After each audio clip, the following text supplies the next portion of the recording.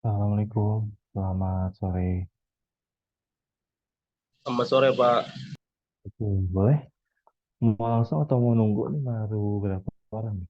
Baru 8.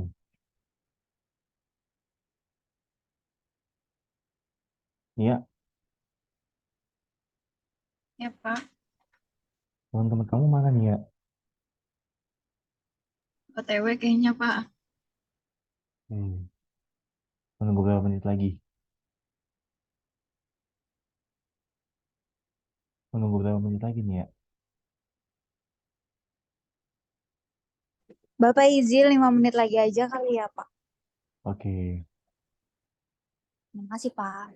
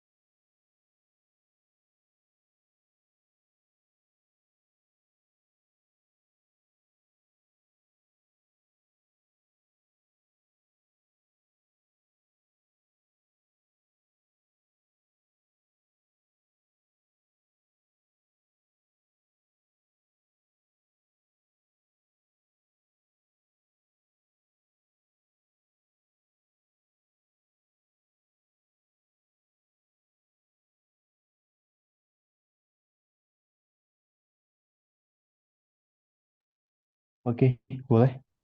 Ya, silakan. Dimulai yang mau presentasi tugas. Izin share screen, Pak. Iya, silakan. Boleh dimulai aja, Pak. Iya.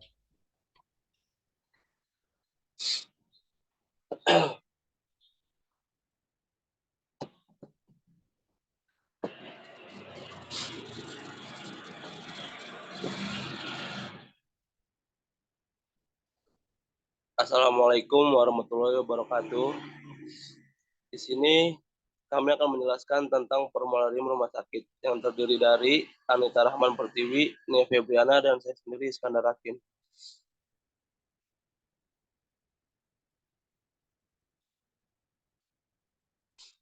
Pengertian formularium rumah sakit. Daftar obat yang disepakati oleh staf medis disusun oleh komite atau tim farmasi dan terapi yang ditetapkan oleh pimpinan rumah sakit. Harus tersedia untuk penulis resep, pemberi obat, dan penyedia obat di rumah sakit. Dan dievaluasi secara rutin dan dilakukan revisi sesuai kebijakan dan kebutuhan rumah sakit menurut Kemenkes RI 2016. Formularium dokumen berisi kumpulan produk obat yang dipilih PFT disertai informasi tambahan penting tentang penggunaan obat tersebut, serta kebijakan dan prosedur berkaitan obat yang relevan untuk rumah sakit tersebut, yang terus-menerus direvisi agar selalu akomodatif bagi kepentingan penderita dan staf profesional pelayanan kesehatan. Berdasarkan data konsumtif, data morbiditas, serta pertimbangan. Formularium rumah sakit bermanfaat dalam kendali mutu dan kendali biaya obat yang akan memudahkan pemilihan obat yang rasional, mengurangi biaya pengobatan, dan mengoptimalkan pelayanan kepada pasien. Asas pedoman penggunaan formularium. Asas pedoman penggunaan formularium dapat digunakan sebagai pedoman bagi dokter, apoteker, perawat, dan pimpinan dalam rumah sakit dan fasilitas lain yang menggunakan sistem formularium. Yang pertama, pimpinan rumah sakit dan komite medik harus mengadakan suatu PFT multidisiplin dan menetapkan kegunaan, organisasi, fungsi, ruang lingkup, tanggung jawab, kewajiban, serta haknya. Yang kedua, sistem formularium harus didukung oleh staf medik berdasarkan rekomendasi PFT. Staf medik harus menerima asas dari sistem untuk kebutuhan rumah sakit tersebut. Yang ketiga, staf medik harus mempunyai kebijakan dan prosedur tertulis yang menguasai sistem formularium yang dikembangkan oleh PFT. Yang keempat, nama generik obat harus tertera dalam formularium. Walaupun nama dagang adalah penggunaan yang umum dalam rumah sakit, dokter harus benar-benar didorong atau dianjurkan menulis obat dengan nama generik. Yang kelima, pembatasan jumlah zat aktif dan sediaan obat yang secara rutin tersedia di IFRS dapat menghasilkan perawatan penderita yang menguntungkan dan terutama keuntungan finansial. Yang keenam, rumah sakit harus memastikan bahwa staf medik dan perawat diberitahu tentang keberadaan atau pemberlakuan sistem formularium. Berbagai prosedur yang menguasai pelaksanaan sistem formularium dan setiap perubahan dalam berbagai prosedur tersebut. Yang ketujuh, ketentuan harus dibuat untuk menilai penggunaan obat yang tidak masuk dalam formularium oleh staf medik. Yang kedelapan, apoteker harus bertanggung jawab untuk menetapkan spesifikasi mutu, kuantitas, dan sumber pasokan semua obat, bahan kimia, bahan biologik, dan sediaan farmasi yang digunakan dalam diagnosis dan pengobatan penderita. Yang kesembilan, suatu sistem formularium berdasarkan asas pedoman ini sangat penting dalam terapi obat di rumah sakit.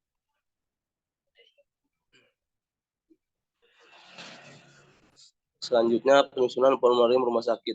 Penyusunan formularium rumah sakit selain mengacu kepada Fornas, juga mengacu pada panduan praktik klinis rumah sakit serta mempertimbangkan hasil evaluasi penggunaan obat di rumah sakit. Menurut standar akreditasi rumah sakit, formularium rumah sakit mengacu pada peraturan perundang-undangan dan didasarkan pada misi rumah sakit, kebutuhan pasien, serta jenis pelayanan yang diberikan. Pemantauan dan evaluasi formularium rumah sakit dilakukan terhadap kepatuhan penggunaan Fornas dan kepatuhan penggunaan formularium rumah sakit. Penyusun formularium rumah sakit berdasarkan kriteria yang disusun secara kolaboratif sesuai dengan peraturan perundang-undangan. Pada praktiknya, formularium Format formularium sangat bervariasi tergantung kepada interpretasi masing-masing rumah sakit. Untuk itu perlu disusun pedoman penyusun formularium rumah sakit. Selanjutnya, sistematika formularium rumah sakit. Sambutan direktur atau kepala rumah sakit. Yang kedua, kata pengantar ketua komite atau tim farmasi dan terapi.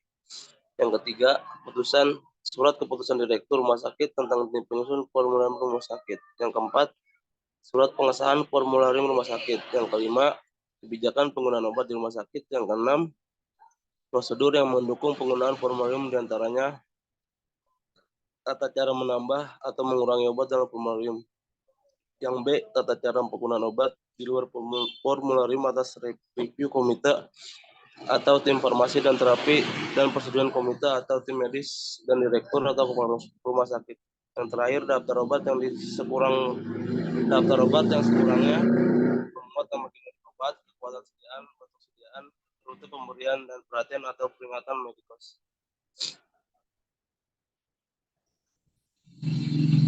Selanjutnya akan dibacakan oleh Anita atau Novena.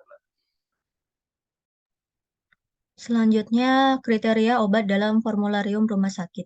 Yang pertama, obat yang dikelola di rumah sakit merupakan obat yang memiliki nomor izin edar atau NIE. Yang kedua, mengutamakan penggunaan obat generik.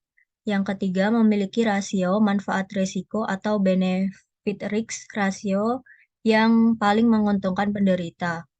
Yang keempat, menguntungkan dalam hal kepatuhan dan penerimaan oleh pasien. Yang kelima, memiliki rasio manfaat biaya atau benefit cost ratio yang tertinggi berdasarkan biaya langsung dan tidak langsung.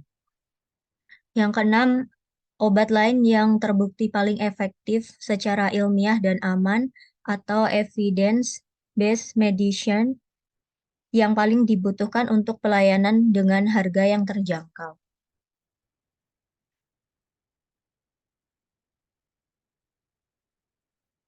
Selanjutnya, penyusunan formularium rumah sakit.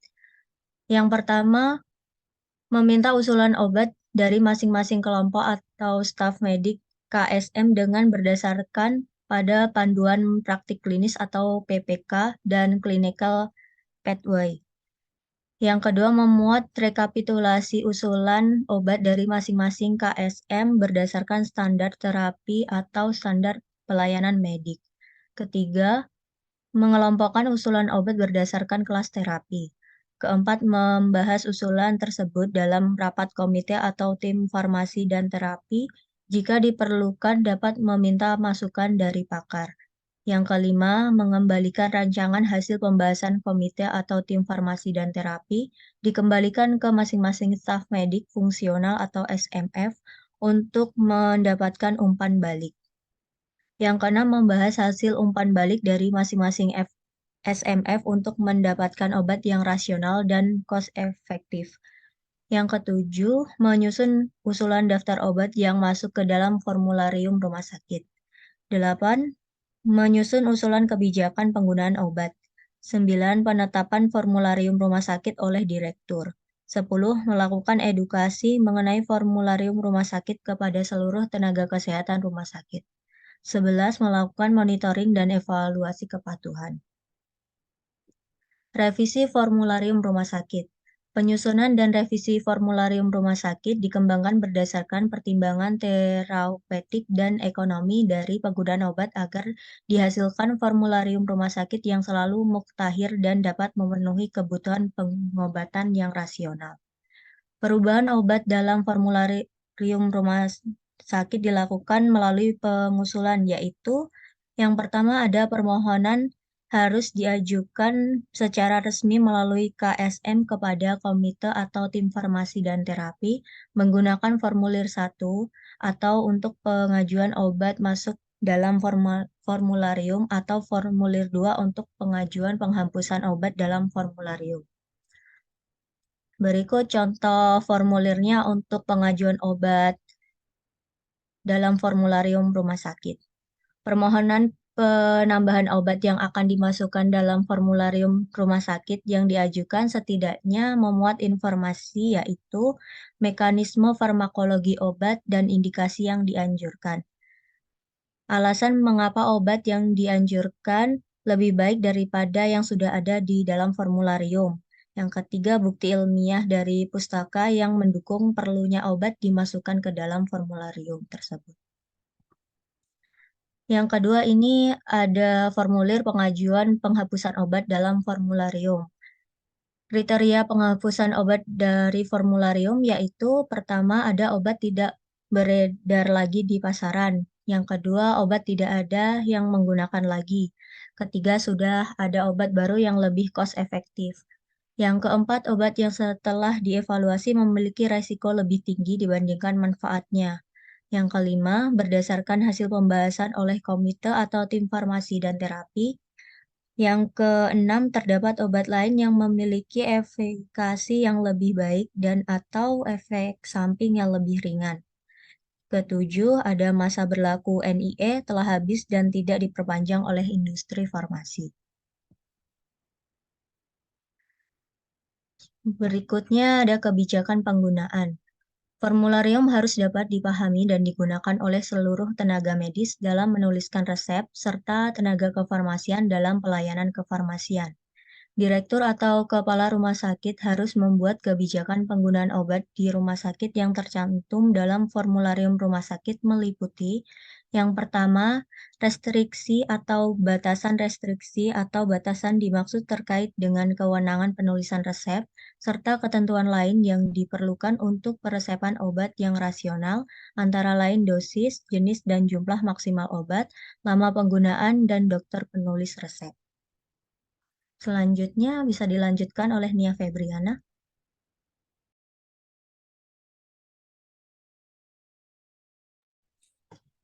Yang kedua, substitusi yang dimaksud adalah pengertian obat oleh instalasi farmasi.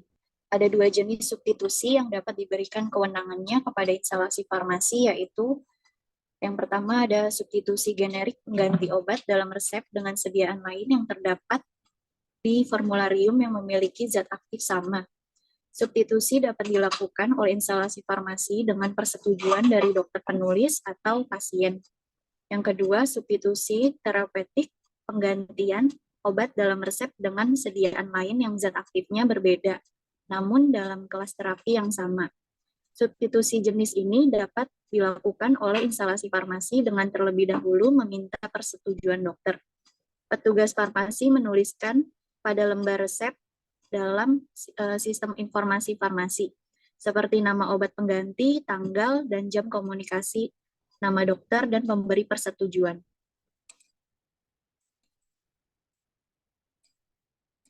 Penggunaan obat di luar formularium rumah sakit. Apabila obat yang dibutuhkan tidak tercantum dalam formularium rumah sakit untuk kasus tertentu, maka dapat digunakan obat lain secara terbatas sesuai kebijakan rumah sakit dengan ketentuan sebagai berikut. Yang pertama, penggunaan obat di luar formularium rumah sakit hanya dimungkinkan setelah mendapat rekomendasi dari ketua komite atau tim farmasi dan terapi dengan persetujuan direktur atau kepala rumah sakit. Yang kedua, pengajuan permohonan penggunaan obat di luar formularium rumah sakit dilakukan dengan mengisi formularium permintaan obat khusus non-formularium. Yang ketiga, pemberian obat di luar formularium rumah sakit diberikan dalam jumlah terbatas sesuai dengan kebutuhan.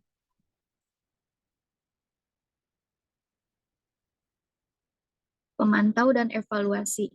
Hasil pemantauan dan evaluasi dilaporkan kepada komite atau tim farmasi dan terapi sebagai bahan untuk melakukan kajian formularium rumah sakit. Yang pertama, presentasi kesesuaian penggunaan obat di rumah sakit dengan formularium rumah sakit.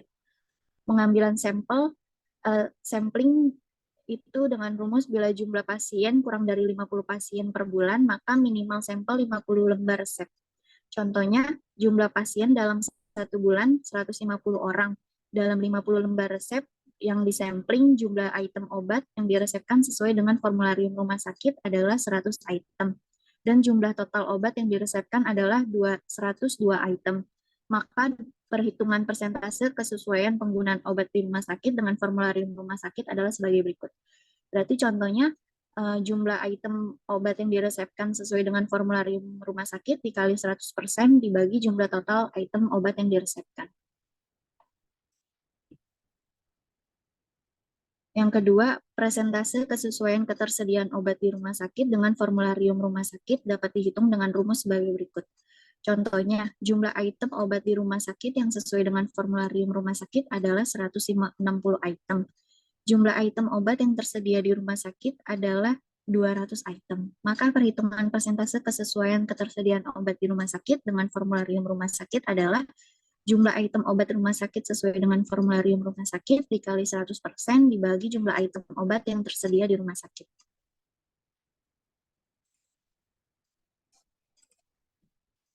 Kesimpulannya, Peraturan Menteri Kesehatan Nomor 72 Tahun 2016 tentang standar pelayanan kefarmasian di rumah sakit bahwa formularium rumah sakit harus tersedia untuk semua penulis resep, pemberian obat, dan penyedia obat sebagai pedoman pemilihan dan penggunaan obat di rumah sakit. Formularium rumah sakit merupakan daftar obat dan kebijakan penggunaan obat yang disepakati staf medis, disusun oleh komite atau tim farmasi dan terapi dan ditetapkan oleh direktur atau kepala rumah sakit. Formularium rumah sakit dapat dilengkapi dengan mekanisme kerja komite atau tim farmasi dan terapi serta tata kelola formularium rumah sakit. Formularium sendiri merupakan suatu dokumen yang secara terus-menerus direvisi, memuat sediaan obat dan informasi penting lainnya yang memfleksikan keputusan klinik, mutakhir, dan staf medik rumah sakit. Formularium rumah sakit disusun mengacu kepada formularium nasional. Sekian presentasi dari kelompok kami, kurang lebihnya mohon maaf. Jika ingin ada yang ditanyakan, silakan. Oke, terima kasih. Kita review dulu bentar ya. Ya, lanjut next. Slide berikutnya. Oke, lanjut. Lanjut. Lanjut. Oke, lanjut.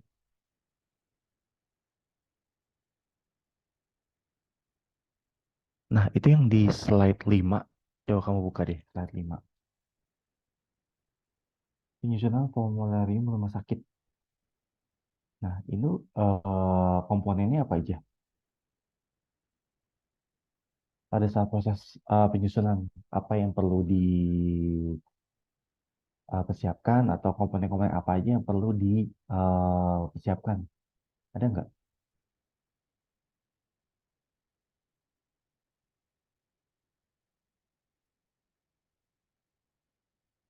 Gimana? Nia? Nggak ada, Pak. Nggak ada. Coba nanti ini ya, ditambahin komponen-komponennya kalau pada saat penyusunan itu apa aja yang perlu dipersiapkan, lalu ada ini nggak kegiatan atau review tahunan. Biasanya kemarin sakit itu kan ada review tahunan ya. Atau apakah misalnya dia bisa aja revisi karena ada obat baru atau review karena eh itu tadi evaluasi terhadap program rumah sakit baik itu dari yang tadi kamu bahas yang terakhir tentang ketersediaan sama kesesuaian. Ada nggak di sini? Nggak ada nih ya. Nggak ada, Pak. Ya, nanti tambahin tentang format review. Format review terhadap pengelola rumah sakit. Yang tadi saya bilang, apakah nanti dia ada apa namanya obat baru atau review terhadap evaluasi pemakaian dari formularium rumah sakit terhadap tiap tahunnya. Karena kan tiap tahun formularium rumah sakit itu harus direview. Kayak gitu. Ya, oke. Lanjut ke kelompok berikutnya. Tentang pengelolaan perbekalan farmasi di rumah sakit.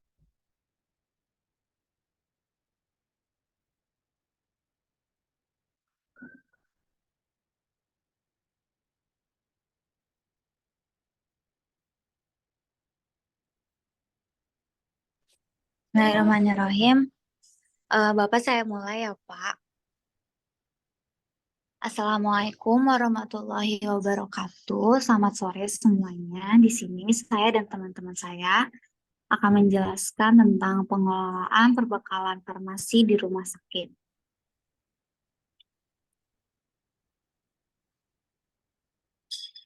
Pada materi ini disusun oleh saya sendiri, Azahra, dan ada teman saya bernama Malcolm Malasari dan Travelina Endi Pratiwi.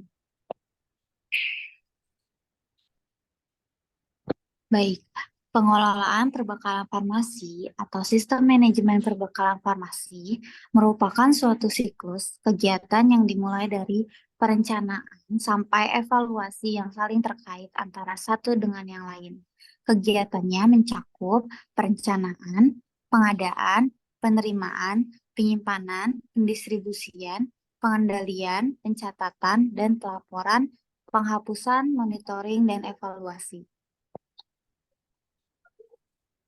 Dalam ketentuan pasal 15 ayat 3 Undang-Undang Nomor 44 Tahun 2009 tentang rumah sakit menyatakan bahwa pengelolaan alat kesehatan, sediaan farmasi, dan bahan habis pakai di rumah sakit harus dilakukan oleh instalasi farmasi sistem satu pintu.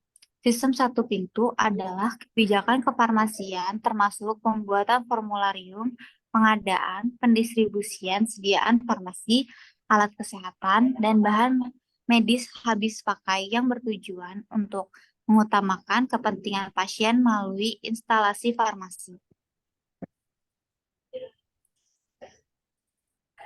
Pasal 3, yang satu ada standar pelayanan kefarmasian di rumah sakit meliputi standar 1 pengelolaan persediaan farmasi, alat kesehatan, dan bahan medis habis pakai, dan pelayanan farmasi klinik. Pengelolaan barang medis habis pakai sebagaimana dimaksud pada ayat 1 huruf A meliputi pemilihan, perencanaan kebutuhan, pengadaan, penerimaan, penyimpanan, pendistribusian, pemusnahan dan penarikan, admin, Iya, udah. keuangan Ini tuh dari Narogo. bisa di Iya nih kata waktu itu nih JP. Iya kan, aku juga dari Narogo sama apa ya? Di mute yang dari Narogong. baik. Saya lanjut, bisa di slide lanjut. 1 pemilihan. Apa sih fungsinya pemilihan ini? Fungsi dari pemilihan ini adalah untuk menentukan apakah perbekalan farmasi benar-benar diperlukan sesuai dengan jumlah pasien atau kunjungan dan pola penyakit di rumah sakit. Kriteria pemilihan kebutuhan obat yang baik yaitu meliputi jenis obat yang dipilih seminimal mungkin dengan cara menghindari kesamaan jenis. Yang kedua, hindari penggunaan obat kombinasi, kecuali jika obat kombinasi mempunyai efek yang lebih baik dibanding dengan obat tunggal. 3, apabila jenis obat banyak, maka kita memilih berdasarkan obat pilihan atau drug of choice dari penyakit yang prevalensinya tinggi. Pemilihan obat di rumah sakit merujuk kepada Daftar Obat Esensial Nasional atau DOEN sesuai dengan kelas rumah sakit masing-masing, formularium rumah sakit, dan formularium jaminan kesehatan bagi masyarakat miskin.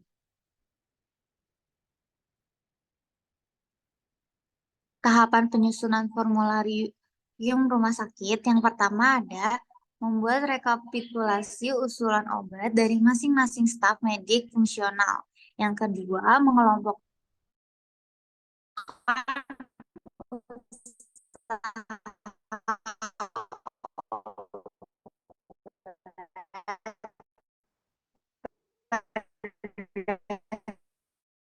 Ara, kamu nge-freeze. Ara, Ara, Ara, kamu nge-freeze nggak? strateginya. Yang ketiga, membahas Nah, nge-freeze, kamu nge-freeze. Coba tolong dalam. ganti yang lain aja, kelompok kamu salah satunya. Kamu nge-freeze, Pak. Assalamualaikum Pak. Tadi kayaknya sinyal saya jelek Pak. Iya, coba kelompok teman kamu aja yang lain. Oh iya Anita, sama. atau enggak? Yang ketiga. Iya. Oh yang ketiga. Saya lanjut dulu aja ya Pak. Abisin ini dulu. Yang Mari. keempat. Nge-freeze visualnya. Ini masih nge-freeze Pak. Ini masih Enggak, nge-freeze. udah enggak. Oh, udah enggak. Saya udah pindah posisi soalnya, Pak. Saya lanjut nomor 3 lagi ya, Pak. Yang ketiga, membahas usulan dalam rapat tim farmasi dan terapi TFT. Yang keempat, mengembalikan rancangan hasil pembahasan tim farmasi dan terapi. Kelima, membahas hasil umpan balik masing-masing staf medik fungsional. Yang keenam, menerapkan daftar obat yang masuk ke dalam formulasi rumah sakit. Ketujuh, menyusun kebijakan dan pedoman untuk implementasi. Kedelapan, melakukan edukasi mengenai formularium rumah sakit kepada staf dan melakukan monitoring.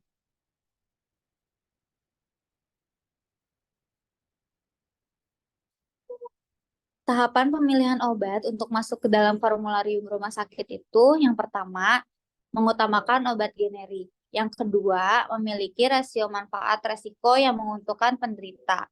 Yang ketiga, mutu terjamin termasuk stabilitas dan bioavailabilitas. Yang keempat, praktis dalam penyimpanan dan pengangkutan.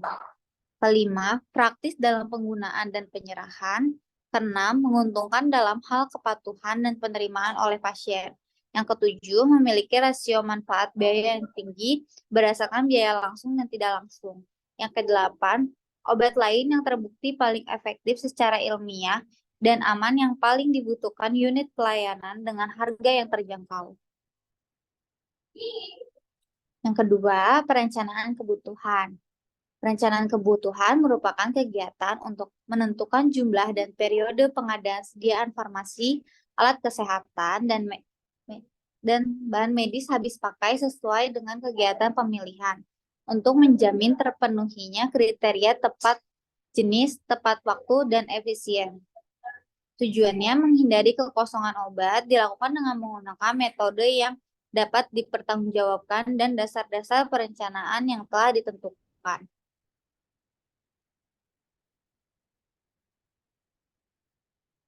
Metode perencanaan yang pertama konsumsi, kedua epidemiologi, yang ketiga kombinasi. Metode perencanaan harus mempertimbangkan 1. Anggaran yang tersedia, 2. Penetapan prioritas, 3. Sisa persediaan, 4. Data pemakaian periode yang lalu, 5. Waktu tunggu pemesanan, ke-6. Rencana pengembangan.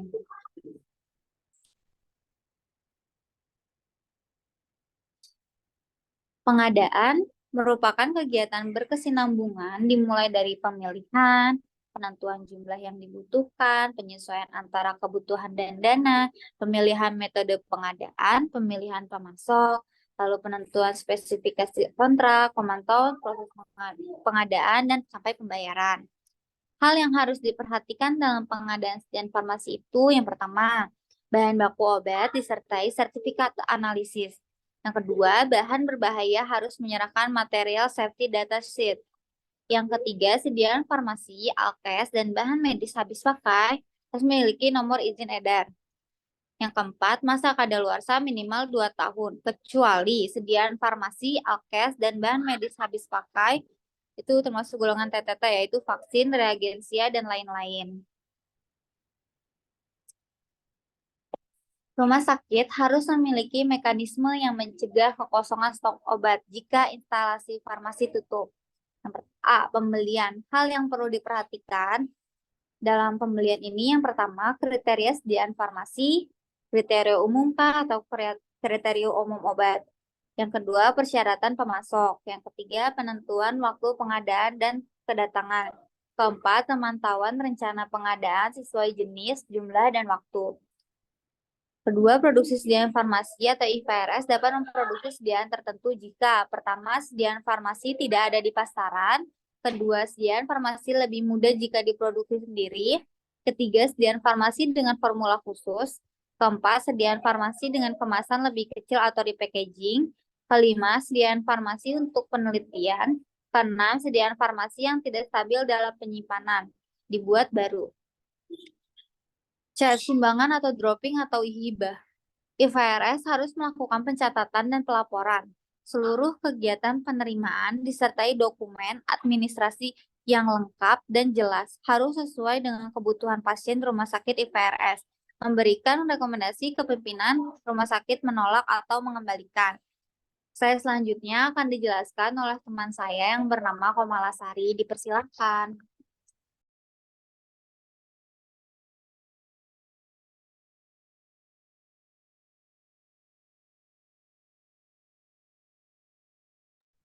Empat, penerimaan. Penerimaan adalah kegiatan untuk menerima perbekalan farmasi yang telah diadakan sesuai dengan aturan kefarmasian. Melalui pembelian langsung, tender, konsiasi atau sumbangan, penerimaan perbekalan farmasi harus dilakukan oleh petugas yang bertanggung jawab. Petugas yang dilibatkan dalam penerimaan harus terlatih baik dalam tanggung jawab dan tugas mereka, serta harus mengerti sifat penting dari perbekalan farmasi. Dalam tim penerimaan farmasi harus ada tenaga farmasi. Tujuan penerimaan adalah untuk menjamin perbekalan farmasi yang diterima sesuai kontrak, baik spesifikasi mutu, jumlah, maupun waktu.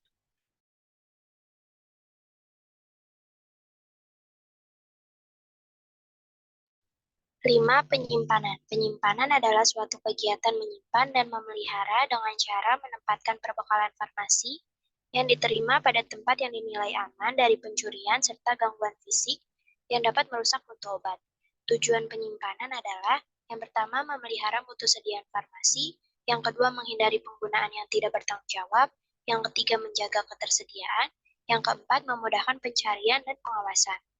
Perbekalan farmasi disimpan di gudang, kemudian disusun secara alfabetis dengan sebelumnya, mengisi kartu stok yang meliputi tanggal, pemasukan obat, nomor dokumen, jumlah barang, sisa, nomor batch, tanggal ED, dan barang.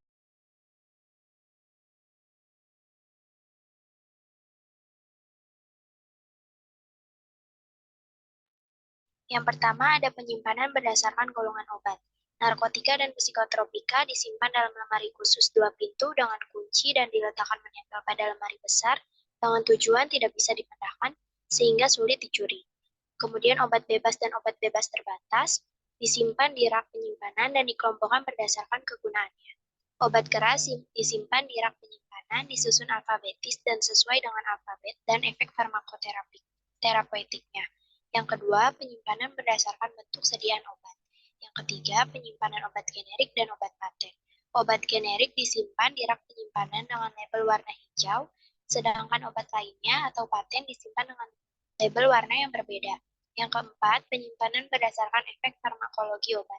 Dibagi menjadi obat golongan antibiotik, kardiovaskular, sistem saraf pusat, endokrin, hormon, pencernaan, muskuloskeletal, pernafasan, anti alergi, kontrasepsi, vitamin, dan suplemen.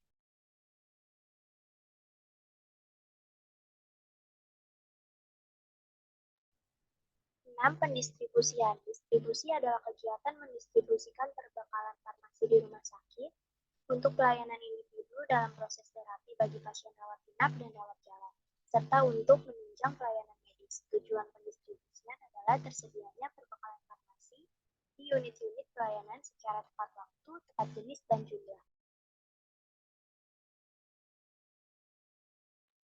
Jenis-jenis sistem distribusi. Ada beberapa metode yang dapat digunakan oleh IFRS dalam mendistribusikan perbekalan farmasi di lingkungannya. Adapun metode yang dimaksud antara lain, yang pertama ada resep perorangan. Resep perorangan adalah order atau resep yang ditulis dokter untuk tiap pasien. Dalam sistem ini, perbekalan farmasi disiapkan dan didistribusikan oleh IFRS sesuai dengan yang tertulis pada resep. Yang kedua, sistem distribusi persediaan lengkap di ruang.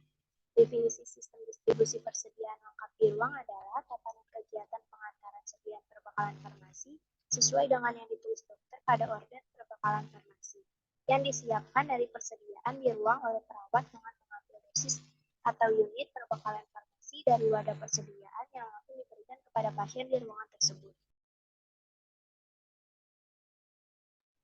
Yang ketiga ada sistem distribusi dosis unit atau unit dosis dispensing atau UDD. Definisi perbekalan farmasi dosis unit adalah perbekalan farmasi yang diorder oleh dokter untuk pasien terdiri atas satu atau beberapa jenis perbekalan farmasi yang masing-masing dalam kemasan dosis unit tunggal dalam jumlah persediaan cukup untuk suatu waktu tertentu. Perbekalan farmasi dikandung dalam kemasan tunggal, didispensing dalam bentuk siap konsumsi, Dan untuk kebanyakan perbekalan farmasi tidak lebih dari 24 jam persediaan dosis, diantarkan ke atau tersedia pada ruang perawatan pasien setiap saat. Beberapa keuntungan sistem distribusi dosis unit yang lebih rinci sebagai berikut.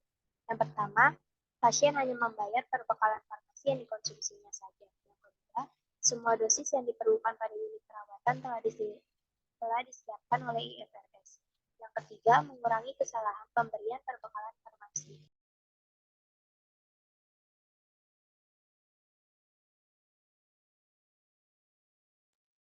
Yang keempat, sistem distribusi kombinasi. Definisinya adalah sistem distribusi yang menerapkan sistem distribusi resep atau order individual. Sentralisasi juga menerapkan distribusi persediaan di ruangan yang terbatas. Perbekalan farmasi yang disediakan di ruangan adalah perbekalan farmasi yang diperlukan oleh banyak penderita. Setiap hari diperlukan dan biasanya adalah perbekalan farmasi yang harganya murah, mencakup perbekalan farmasi berupa resep atau perbekalan farmasi bebas. Keuntungan sistem distribusi kombinasi yaitu yang pertama, semua resep atau order perorangan dikaji langsung oleh apoteker. Yang kedua, adanya kesempatan berinteraksi dengan profesional antara apoteker, dokter, perawat, dan pasien atau keluarga pasien. Yang ketiga, perbekalan farmasi yang diperlukan dapat segera tersedia bagi pasien. 7. Pengendalian. Pengendalian persediaan adalah suatu kegiatan untuk memastikan tercapainya sasaran yang diinginkan sesuai dengan strategi dan program yang telah ditetapkan, sehingga tidak terjadi kelebihan dan kekurangan atau kekosongan obat di unit-unit pelayanan. Kegiatan pengendalian mencakup 1. Memperkirakan atau menghitung pemakaian rata-rata periode tertentu. Jumlah stok ini disebut stok kerja. Yang kedua, menentukan stok optimum adalah stok obat yang diserahkan kepada unit pelayanan agar tidak mengalami kekurangan atau kekosongan. Yang ketiga, menentukan waktu tunggu atau lead time adalah waktu yang diperlukan dari mulai pemesanan sampai obat diterima.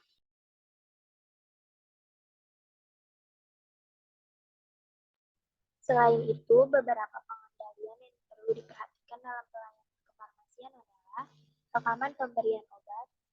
Rekaman atau catatan pemberian obat adalah formulir yang digunakan perawat untuk menyiapkan obat sebelum pemberian. Pada formulir ini, perawat memeriksa obat yang diberikan sewaktu perawat berpindah dari pasien satu ke pasien lain dengan kereta obat. Dengan formulir ini, perawat dapat langsung merekam atau mencatat waktu pemberian dan aturan yang sesuai petunjuk.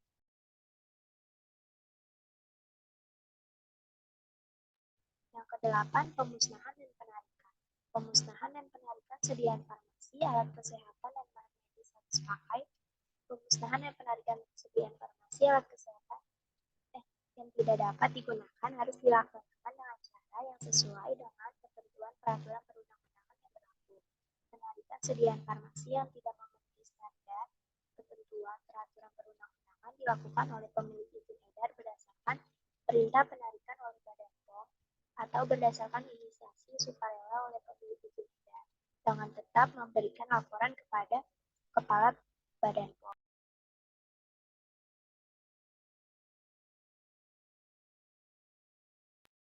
Penarikan alat kesehatan dan bahan medis habis pakai dilakukan terhadap produk yang izin edarnya dicabut oleh Menteri. Pemusnahan dilakukan untuk sediaan farmasi, alat kesehatan, dan bahan medis habis pakai bila A. Produk tidak memenuhi persyaratan itu, dan B. Telah kadaluarsa, C. Tidak memenuhi syarat untuk dipergunakan dalam pelayanan atau kepentingan ilmu pengetahuan, dan atau yang D. Dicabut izin edarnya. Tahapan pemusnahan terdiri dari A. Membuat daftar sediaan farmasi, alat kesehatan, dan bahan medis habis pakai yang akan dimusnahkan. Yang B. Menyiapkan berita acara pemusnahan. Dan C. Mengkoordinasi jadwal, metode, dan tempat pemusnahan kepada pihak terkait. Yang D. Menyiapkan tempat pemusnahan. Yang E. Melakukan pemusnahan disesuaikan dengan jenis dan bentuk sediaan serta peraturan yang berlaku.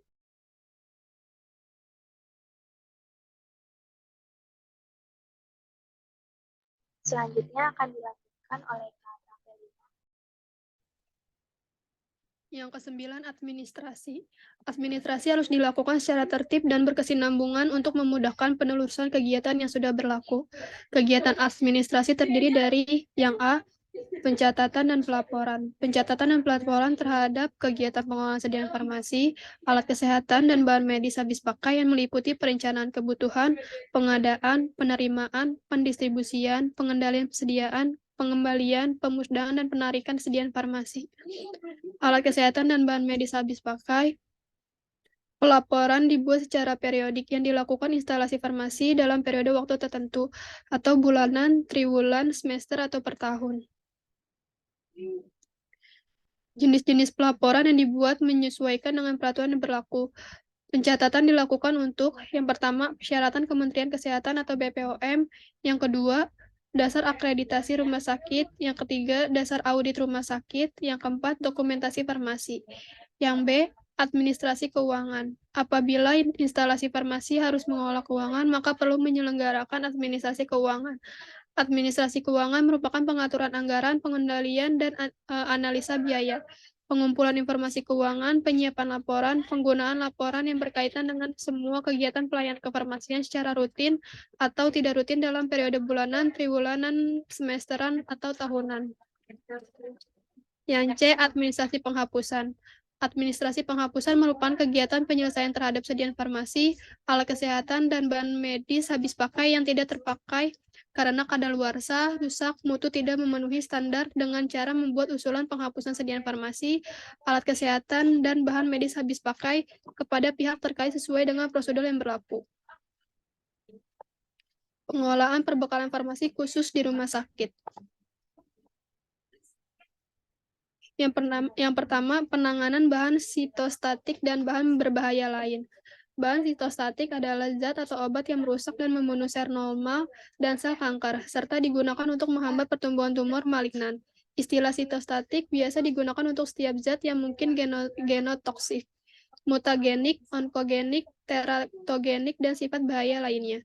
Sitostatik tergolong obat beresiko tinggi karena mempunyai efek toksik yang tinggi terhadap sel, terutama dalam reproduksi sel, sehingga dapat menyebabkan karsinogenik, mutagenik, dan teratogenik.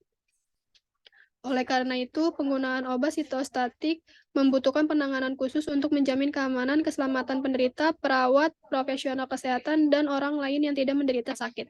Tujuan penanganan bahan sitostatik atau berbahaya adalah untuk menjamin penanganan yang tepat dan aman di rumah sakit. Yang dua, sediaan radiofarmasi. Prinsip dasar dari pembuatan, pengemasan, sterilisasi, pengujian, dan pengendalian obat di dalam rumah sakit juga berlaku untuk sediaan radiofarmasi. IFRS pada dasarnya tidak terlibat langsung dalam penanganan sediaan radiofarmasi. Keterlibatan IFRS dalam penanganan sediaan radiofarmasi adalah pada saat 55 pedoman pengolahan perbekalan farmasi di rumah sakit, pemesanan dan penerimaan sediaan tersebut. Setelah sediaan tiba di IFRS, maka sediaan tersebut langsung dikelola oleh bagian radionuklir di masing-masing rumah sakit. Hal yang penting untuk diperhatikan IFRS berkaitan dengan sediaan radiofarmasi adalah mengetahui jumlah sediaan yang dipesan, digunakan, dan sisa stok. Yang ketiga, perbekalan farmasi yang dibawa penderita. Penggunaan obat milik penderita yang dibawa dari tempat asal ke dalam rumah sakit harus sedapat mungkin dihindari. Obat tersebut dapat digunakan jika yang pertama disetujui dokter yang merawat penderita tersebut di rumah sakit. Yang kedua, tidak memengaruhi keamanan dan efektivitas obat yang diberikan dokter di rumah sakit. Yang ketiga, obat tidak dapat diperoleh IFRS. Jika boleh digunakan, dokter harus menulis suatu resep yang sesuai dalam kartu pengobatan penderita. Obat yang dibawa penderita harus dikirim ke IFRS untuk diverifikasi identitasnya. Jika identifikasinya obat tersebut telah diperoleh, maka harus disiapkan atau diracik sebagai bagian dari sistem dosis unit tidak terpisah. Jika obat dimaksud sulit untuk diidentifikasi, maka obat tersebut tidak boleh digunakan. 4. Persediaan perbekalan farmasi untuk keadaan darurat. Persediaan perbekalan farmasi dalam keadaan darurat adalah persediaan perbekalan farmasi yang digunakan untuk menangani kasus darurat di masing-masing ruangan. Mekanisme pengelolaan perbekalan farmasi untuk keperluan darurat adalah sebagai berikut. Yang pertama, perbekalan farmasi harus selalu tersedia, tidak boleh ada perbekalan farmasi yang kosong. Yang kedua, perbekalan farmasi harus dicek setiap kali ada perubahan penanggung jawab ruangan. Misalnya ada alih jaga dari petugas siang ke malam dan sebaliknya. Yang ketiga, perbekalan farmasi yang kosong harus segera diajukan permintaan kepada IFRS. Yang keempat, persediaan harus masing-masing item perbekalan farmasi ditetapkan oleh KFT. Yang kelima, obat program kesehatan. Obat program kesehatan adalah obat yang disediakan untuk keperluan program kesehatan, baik yang berskala nasional maupun lokal. Obat dimaksud digunakan untuk keperluan program kesehatan tertentu seperti program penanggulangan, yaitu HIV atau AIDS, TB, flu burung, malaria, dan lain sebagainya. Pada saat ini, obat program kesehatan yang telah dapat diakses oleh rumah sakit antara lain ada obat HIV atau AIDS, TB, dan flu burung. Sumber pembiayaan obat program kesehatan dapat berasal dari APBN, APBD, maupun bantuan luar negeri. Pada umumnya, rumah sakit tidak perlu mengadakan obat program kesehatan. Akan tetapi, rumah sakit dapat berkontribusi dalam perencanaan kebutuhan obat tersebut dengan berkoordinasi dengan Dinas Kesehatan. Yang keenam, perbekalan farmasi donasi atau uji coba. Perbekalan farmasi donasi adalah perbekalan farmasi yang diberikan secara cuma-cuma atau gratis dari perusahaan farmasi untuk digunakan di rumah sakit tanpa imbalan apapun. Perbekalan farmasi ini dapat dijadikan aset rumah sakit. Perbekalan farmasi uji coba adalah perbekalan farmasi baru yang diberikan secara cuma-cuma untuk diuji coba efektivitasnya. Syaratnya, yang pertama, perbekalan farmasi baru sebelum diuji coba harus mendapatkan pengesahan terlebih dahulu dari KFT atau Komite Medik. Yang kedua, perbekalan farmasi MITU baru tetap diuji coba, harus dapat pengesahan dari user. Kemudian user mengajukan surat permohonan ke IFRS atau IFRS akan menindaklanjutkan surat tersebut kepada KFT untuk mendapatkan pengesahan. Sekian presentasi dari kelompok kami. Untuk kurang lebihnya kami mohon maaf. Wassalamualaikum warahmatullahi wabarakatuh. Misalnya, ini diambil dari mana? Dari Juknis atau dari Permenkesnya aja? Kamu ngambilnya?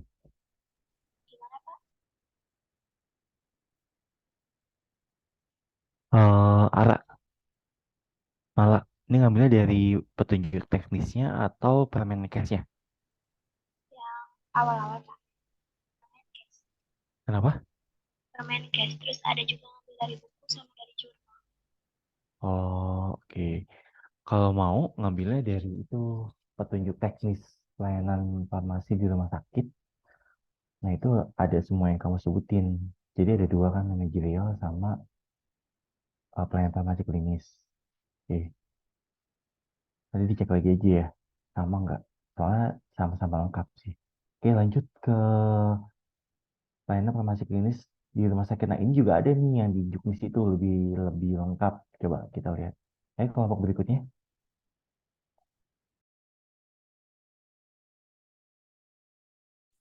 Bapak, saya izin share screen ya, Pak.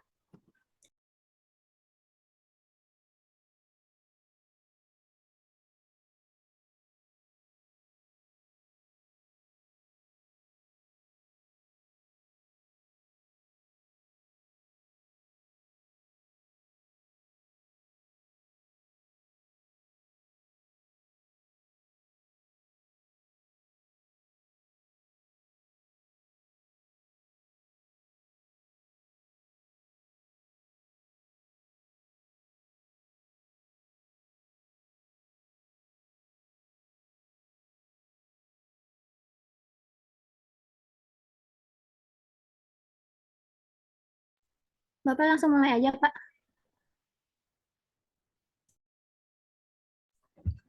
Assalamualaikum warahmatullahi wabarakatuh. Kami dari kelompok 6 akan mempresentasikan materi teori umum dan khusus tentang pelayanan farmasi klinis di rumah sakit yang beranggotakan Ayodia, saya sendiri Ananda Sela, dan Septi Berta.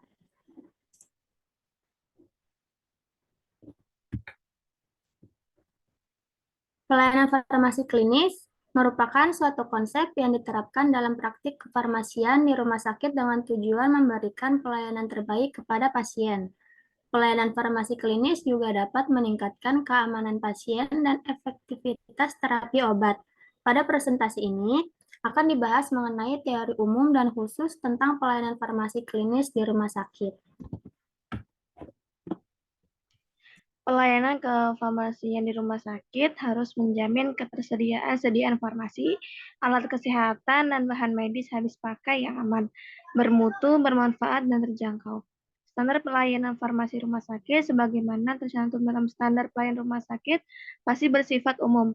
Maka untuk membantu pihak rumah sakit dalam mengimplementasikan standar pelayanan rumah sakit tersebut, perlu dibuat standar pelayanan farmasi di rumah sakit yang bersifat paripurna sesuai tuntunan rumah sakit dan pasien.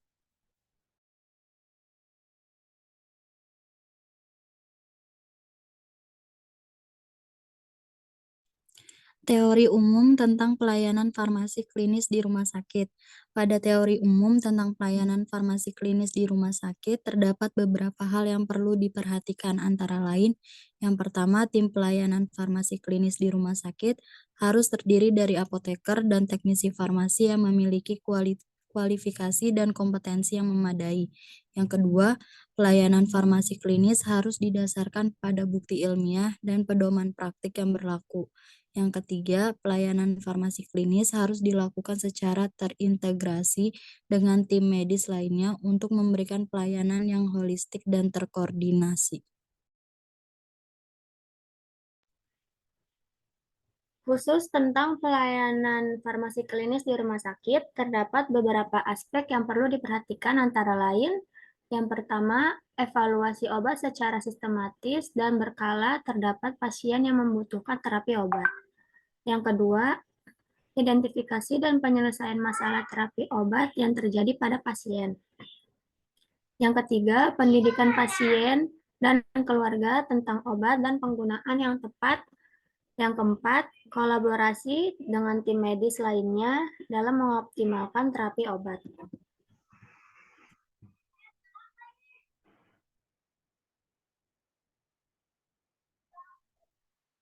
Pelayanan farmasi klinik di rumah sakit. Yang pertama ada pengajiannya dan pelayanan resep. Pelayanan resep dimulai dari penerimaan, pemeriksaan ketersediaan, pengkajian resep, penyiapan sediaan farmasi, alat kesehatan, dan bahan medis habis pakai, termasuk peracikan obat, pemeriksaan, penyerahan, disertai pemberian informasi. Pada setiap tahap alur pelayanan resep dilakukan upaya pencegahan terjadinya kesalahan pemberian obat atau medication error.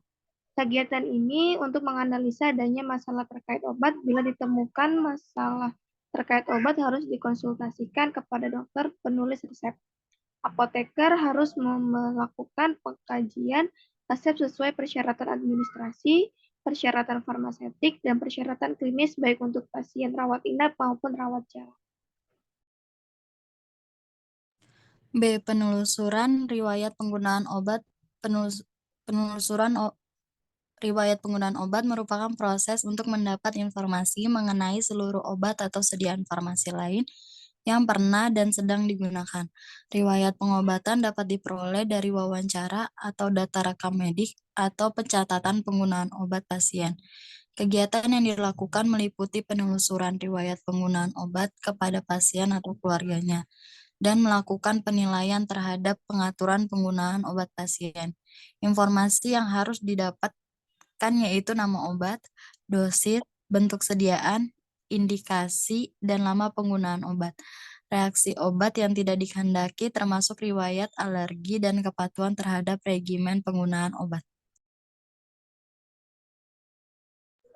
Selanjutnya yang C ada rekonsiliasi obat. Rekonsiliasi obat merupakan proses membandingkan instruksi pengobatan dengan obat yang telah didapat pasien.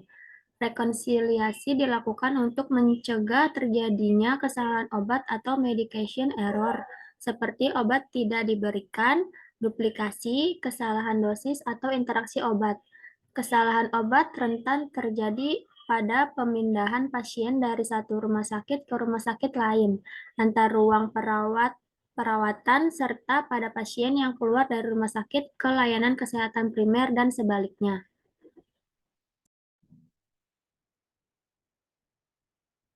D. Pelayanan informasi obat atau PIO. Pelayanan informasi obat merupakan kegiatan penyediaan dan pemberian informasi, rekomendasi obat yang independen, akurat, tidak bias. terkini dan komprehensif yang dilakukan oleh apoteker, perawat, profesi kesehatan lainnya, serta pasien dan pihak lain di luar rumah sakit. Kegiatan PIO ini meliputi menjawab pertanyaan, menerbitkan media informasi, buletin, leaflet, poster, dan newsletter, menyediakan informasi bagi TFT, sehubungnya dengan penyusun formularium rumah sakit, bekerja sama dengan tim penyuluhan kesehatan rumah sakit, melakukan penyuluhan, melakukan pendidikan berkelanjutan, dan melakukan penelitian faktor-faktor yang perlu diperhatikan dalam PIO adalah sumber daya manusia, tempat, dan perlengkapan. Konseling. Konseling obat adalah suatu aktivitas pemberian nasihat atau saran terkait terapi obat dari apoteker kepada pasien dan atau keluarganya. Konseling untuk pasien rawat jalan maupun rawat inap di semua fasilitas kesehatan dapat dilakukan atas inisiatif apoteker, rujukan dokter, keinginan pasien atau keluarganya. Kegiatan dalam konseling obat meliputi yang pertama, membuka dokumen antara apoteker dengan pasien. Yang kedua, dokumentasi. Yang ketiga, melakukan verifikasi akhir dalam rangka mengecek pemahaman pasien. Yang keempat, memberikan penjelasan kepada pasien untuk menyelesaikan masalah penggunaan obat. Yang kelima, menggali informasi lebih lanjut dengan memberi kesempatan kepada pasien untuk mengeksplorasi masalah penggunaan obat. Selanjutnya ada visit, merupakan kegiatan kunjungan ke pasien rawat inap yang dilakukan apoteker secara mandiri atau bersama tim tenaga kesehatan untuk mengamati kondisi klinis pasien secara langsung dan mengkaji masalah terkait obat, memantau terapi obat dan reaksi obat yang tidak dikehendaki, meningkatkan terapi obat yang rasional, dan menyajikan informasi obat kepada dokter, pasien, serta profesional kesehatan lainnya.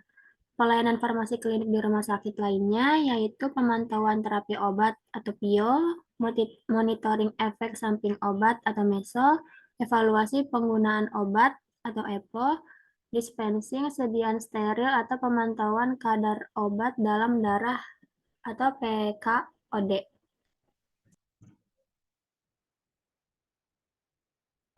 Selanjutnya ada tujuan pelayanan farmasi klinis di rumah sakit. Yang pertama, melakukan pelayanan farmasi yang optimal baik dalam keadaan gawat darurat sesuai dengan keadaan pasien maupun fasilitas yang tersedia. Yang kedua, menyelenggarakan kegiatan pelayanan profesional berdasarkan prosedur kefarmasian dan etik profesi. Yang ketiga, ada melaksanakan KI atau komunikasi informasi dan edukasi mengenai obat. Yang keempat, ada menjalankan pengawasan obat berdasarkan aturan-aturan yang berlaku. Yang kelima, melakukan dan memberikan pelayanan bermutu melalui analisa, telaah, evaluasi pelayanan. Yang keenam, mengawasi dan memberikan pelayanan bermutu melalui analisa, telaah, evaluasi pelayanan. Yang ketujuh, mengadakan penelitian di bidang farmasi dan peningkatan metode. Selanjutnya, pelayanan farmasi klinis di rumah sakit memiliki manfaat yang besar, antara lain meningkatkan keamanan pasien dan kualitas terapi obat. Kedua, mengurangi kesalahan dalam pemberian obat dan efek samping yang tidak diinginkan. Ketiga, mengoptimalkan penggunaan obat sehingga dapat mengurangi biaya perawatan pasien. Yang keempat, meningkatkan kepuasan pasien dan kualitas hidup pasien. Selanjutnya ada implementasi pelayanan farmasi klinis di rumah sakit. Untuk mengimplementasikan pelayanan farmasi klinis di rumah sakit, perlu dilakukan beberapa langkah, antara lain, yang pertama ada mengembangkan kebijakan dan prosedur pelayanan farmasi klinis yang jelas dan terintegrasi dengan tim medis lainnya. Yang kedua, mengembangkan sistem dokumentasian dan evaluasi yang efektif. Yang ketiga, melakukan pelatihan dan pengembangan terhadap apoteker dan teknisi farmasi untuk meningkatkan kompetensi dalam pelayanan farmasi klinis. Yang keempat, membangun kerjasama yang erat dengan tim medis lainnya untuk mencapai tujuan yang sama. Yang kelima, melibatkan pasien dan keluarga dalam mengambil keputusan terkait terapi obat. Beberapa tantangan yang dihadapi dalam implementasi pelayanan farmasi klinis di rumah sakit antara lain. Yang pertama, keterbatasan sumber daya dan dukungan dari manajemen rumah sakit. Yang kedua, kurangnya pemahaman dari tim medis dan pasien tentang peran dan manfaat pelayanan farmasi. Yang ketiga, keterbatasan waktu dan tenaga apoteker dan teknis farmasi untuk memberikan pelayanan yang optimal. Yang keempat, perbedaan pandangan dan praktek antara apoteker dan tim medis lainnya. Peran apoteker dalam pelayanan farmasi klinis di rumah sakit. Apoteker memiliki peran yang penting dalam pelayanan farmasi klinis di rumah sakit, antara lain yang pertama, evaluasi dan pemilihan obat yang tepat sesuai dengan kebutuhan pasien. Yang kedua, pemantauan dan evaluasi terhadap terapi obat yang diberikan. Yang ketiga, identifikasi dan penyelesaian masalah terkait terapi obat. Yang keempat, pendidikan pasien dan keluarga tentang penggunaan obat yang tepat. Selanjutnya ada ruang lingkup pelayanan kefarmasian di rumah sakit. Yang pertama ada administrasi dan pengelolaan, yang kedua ada pimpinan dan staf, yang ketiga ada fasilitas dan peralatan, yang keempat ada kebijakan dan prosedur, yang kelima pengembangan staf dan program pendidikan, yang terakhir ada evaluasi dan pengendalian mutu. Kesimpulan, pelayanan farmasi klinis di rumah sakit merupakan konsep yang penting dalam praktik kefarmasian untuk meningkatkan kualitas terapi obat dan keamanan pasien. Implementasi pelayanan farmasi klinis merupakan dukungan dari manajemen rumah sakit, tim medis, dan pasien, serta peran yang aktif dari apoteker dan teknisi farmasi. Sekian dari presentasi kami. Mohon maaf jika ada salah kata. Terima kasih. Oke, terima kasih. Nah, ini paling tadi ada beberapa poin yang perlu ditambahkan, tapi nanti kamu lihat aja, kamu coba download judul bukunya Petunjuk Teknis Pelayanan Kefarmasian di Rumah Sakit. Nah, itu nanti buat melengkapin revisi kamu yang tentang standar pelayanan farmasi klinis di rumah sakit, gitu ya. Baik, Pak. Oke. Ada pertanyaan soal review revisinya? Nggak ada? Cukup? Nggak ada pertanyaan? Oke. Pak, Mau Ya. naik? Ya. Ini nanti kalau udah direvisi dikirim email lagi, Pak. Ya, kirim email. Jadi kamu revisi dalam bentuk PPT-nya direvisi sama makalahnya. Baik, Pak. Nia mana Nia? Iya, Pak. Nia tadi udah jelas ya, Nia? Iya, Pak. Oke. Saya sudah input absen semuanya. Kalau memang tidak ada pertanyaan, kelas saya tutup. Saya mengucapkan terima kasih. Mohon maaf sebelum-sudahnya. Selamat sore. Wassalamualaikum warahmatullahi wabarakatuh. Sore, Pak. Terima kasih, Pak.